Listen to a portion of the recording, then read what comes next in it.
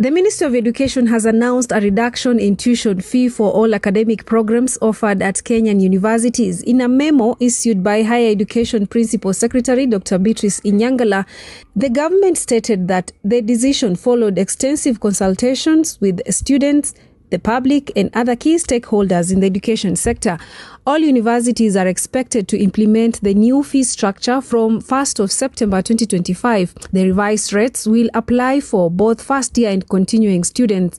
Additionally, the ministry announced an increase in the annual allocation to the Higher Education Loans Board (HELB), rising from 36 billion Kenyan shillings to 41 billion Kenyan shillings.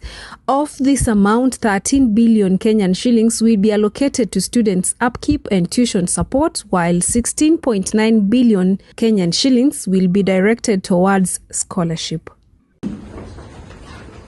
In courts, it's a blow to former Deputy President Rigathi Gachagua after the High Court rejects his second attempt to a 3-judge bench disqualified from hearing his impeachment case. Justice Eric Ogolla, Anthony Murima, and Freda Mugambi have also dismissed an application by Frederick Muller, who had sought to substitute Gachagua as the petitioner in 4 of the over 30 petitions. The 3 judges ruled that the request by Muller was premature and unwarranted, given Gachagua had notified the court he was not withdrawing the petition. Elsewhere, Interior Cabinet Secretary Kipchumba Murkomen has sounded an alarm on a growing trend of former security officers engaging in politically motivated armed activities.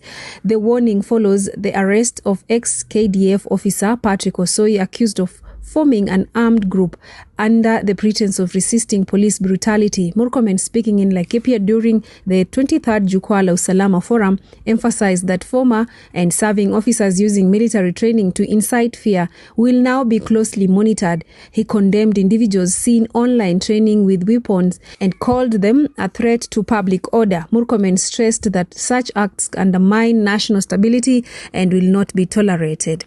I want to tell this. All police officers who are out of service, all military officers who are out of service, they have a greater responsibility than a civilian. And we will put them under very strict surveillance, because those are persons who are highly trained by the government of Kenya on the use of arms.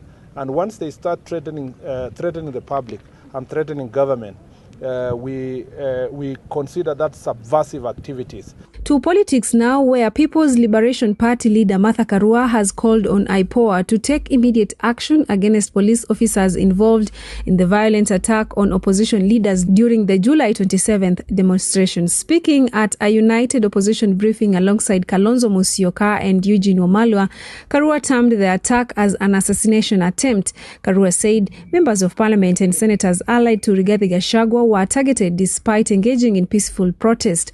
She cited bullet holes in their vehicles as evidence of an orchestrated attack on free expression and assembly. And a coalition of Muslim organizations have launched a dual-purpose campaign dubbed Plant a Tree and Save a Life, aimed at raising funds for Gaza's humanitarian crisis while advancing Kenya's climate agenda.